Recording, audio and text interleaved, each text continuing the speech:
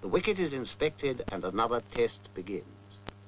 Don Bradman wins the toss for Australia, and Australia are going to bat. They're going to get first use of this good wicket. And here's the England side coming into the field. Yardley leading them, and here's Tom Dollery, Jim Laker, Dennis Compton and Douglas Wright of Kent at the end. And then, out of the pavilion gate, come Australia's opening pair, Barnes and Morris, Morris in the cap. And Alec Bedser of Surrey begins the bowling from the nursery end. Fast medium right arm comes in, bowls to Barnes outside the off stump, and it bounces off Evans' pads. Bedser again. Bowls again to Barnes and again beats him outside the off stump. And the first over's a quiet one, a maiden. And Alec Coxon of Yorkshire bowls the second over from the pavilion end. Elbows well out, comes in, bowls to Morris. Morris forces him away on the onside, and the Australian innings is underway. The first run's up on the board. And so another historic test is underway. Watched by the press of half the world. Watched too by appraising eyes in the pavilion. Eyes that have seen many a cricketer come and go.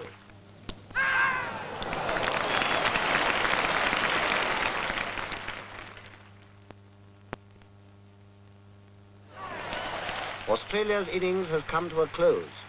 The score stands high and is duly noted. There is time to breathe until England takes the field. Cricket in the hands of the experts, more than a game.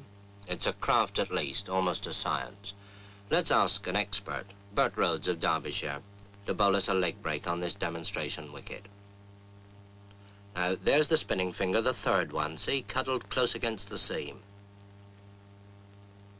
It comes up. Now, this is the perfect leg break. Watch where it pitches.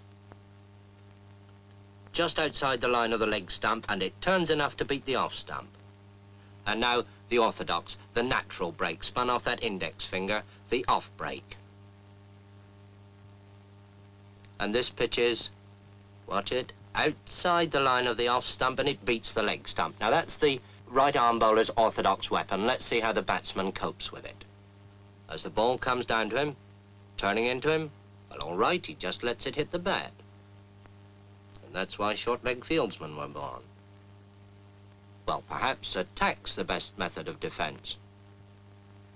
Down comes that off break again, and the batsman hooks it hard and high over those short-leg fieldsmen, but not over deep square leg. There is a way of doing it, of course, over the ball as it moves into you, and push it away along the ground as Edrich does this ball from Lindwall, playing it to Barnes. When England are 27 for 1, which is nothing for Englishmen to be very happy about, and Ray Lindwall is bowling at full speed to Hutton. That ball's well up to him, and he pushes it away past mid-off for a comfortable 2. Bradman moves round those hungry Australian slip fieldsmen, and Lindwall, in one of the finest spells of fast bowling seen in England since Larwood, bowls again, this time to Edrich, and Edrich pushes him away out into the covers, quite safely.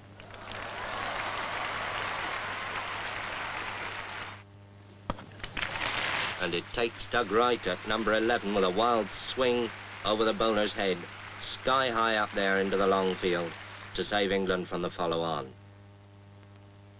And Ray Lindwall, with 4 wickets already in the match, bowls again from the pavilion end, and bowls Alec Bedser. And England are all out for 215, 135 behind Australia on the first innings. But now Australia have started their second innings. Bedser bowls to Barnes, his in-swinger, and Barnes puts it away, down to long leg. Round comes Hutton, fielding at long leg, and there's that quick low throw to Godfrey Evans. And now Wright bowls to Morris, and he's out.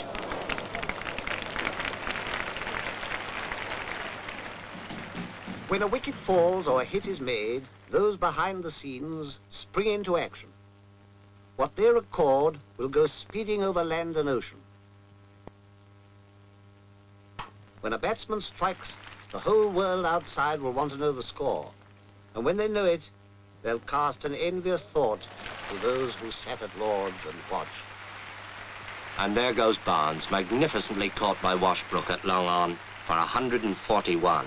And Australia are now 431 in front. And now here comes Lindsay Hassett, the vice-captain, to face up to Norman Yardley. I suppose waiting for the earlier batsman, he's had his pads on for best part of 4 hours. Well, he needn't keep them on any longer.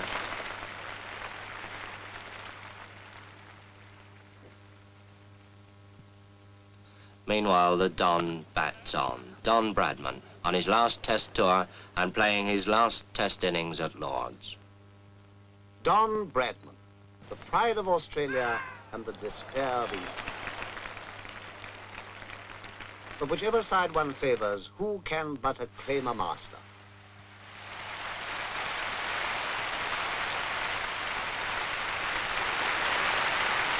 Bradman, whose name now joins the golden pageant. Will rain stop play? Anxious eyes survey the wicket. Willing hands turn too. But fate is kind and the battle is renewed.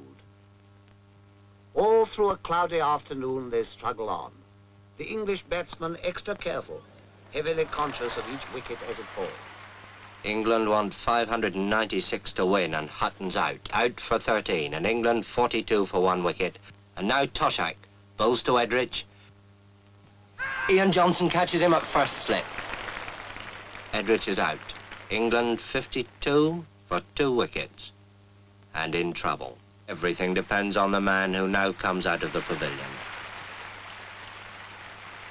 Dennis Compton. And with Hutton gone, England's last real hope.